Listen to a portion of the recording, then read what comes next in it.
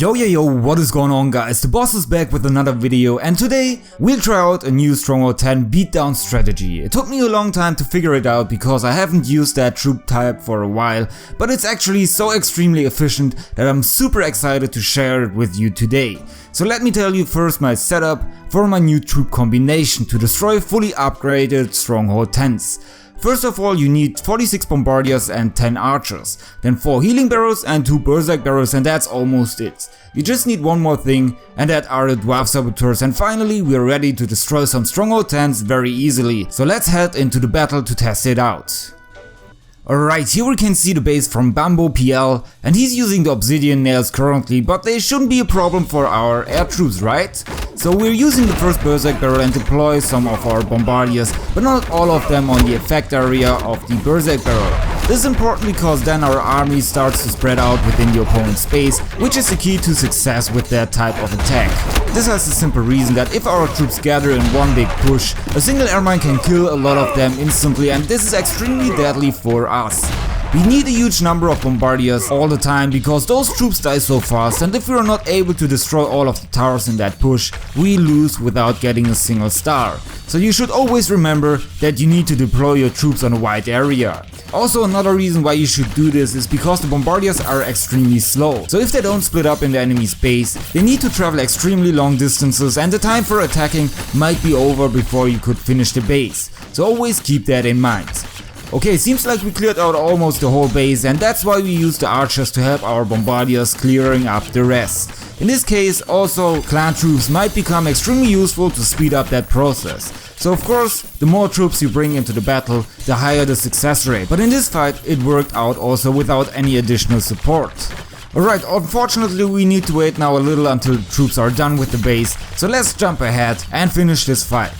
The base's towers are almost all maxed out, and the sky harpoons are on its max level, so it was prepared for air attacks, but it really didn't stand a chance against my army. So let's see how other base types perform against my attack.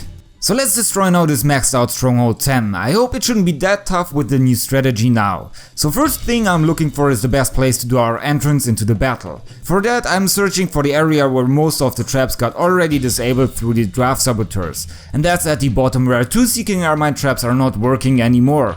Then I'm using first the berserk barrel, and unfortunately then I used another one accidentally on the exact same spot, which is stupid. This might cause huge problems in the end because the bombardiers lose a lot of power through that, but still we should be able to destroy the majority of the stronghold. So you can see they are beasts when it comes to destroying defensive buildings. As soon as the bombardiers reach the tower, they're gone within a second. We just need to make sure that they survive as long as possible in that attack by using our healing barrels. Through that, the base will be cleared out faster, and even if there are some airmines left which kill our troops, we should have still enough bombardiers to finish that base. Now we just got a couple of towers left, so that's the sign to use our archers to clear out the rest of the base, and this is going to take very long because resource buildings are standing so far away from each other.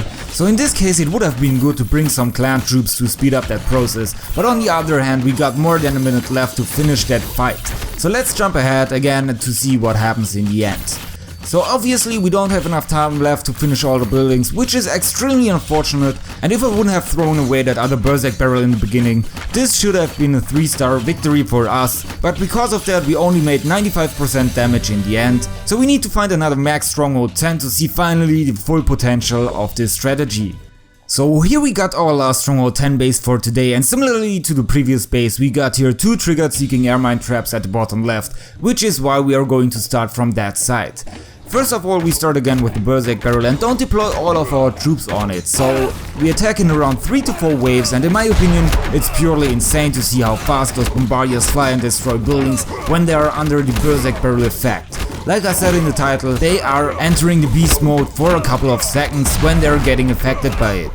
The other berserk barrel then I use on the right group of my army just to affect the majority of them, and of course the healing barrels are again necessary to keep them alive.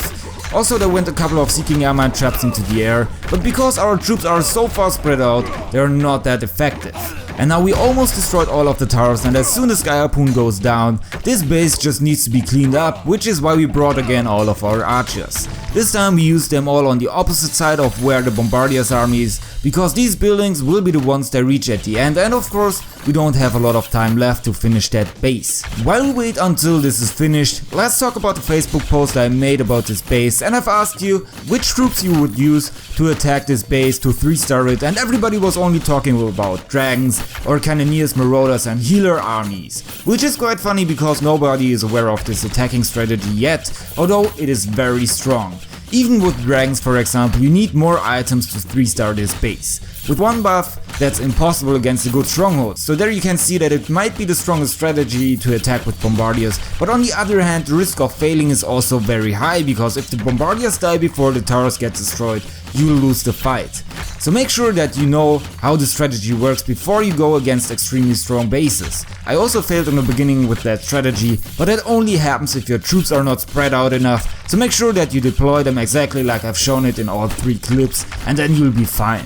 This fight also comes to an end now, and finally we get here the 3 stars against the completely maxed out Stronghold 10. As such results become very rare in the latest days, because the troops have been nerfed. This is in my opinion a very easy way to 3-star almost any base you come across, except you mess up somehow.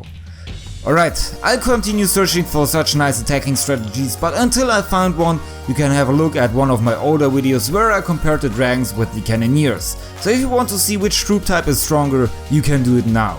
Also, if you like such attacking strategy guides, don't forget to hit the like button to show me that, so that I do more videos about them. If you don't want to miss out on anything else on this channel, you can also subscribe. This is it from me, have a great raid, peace out.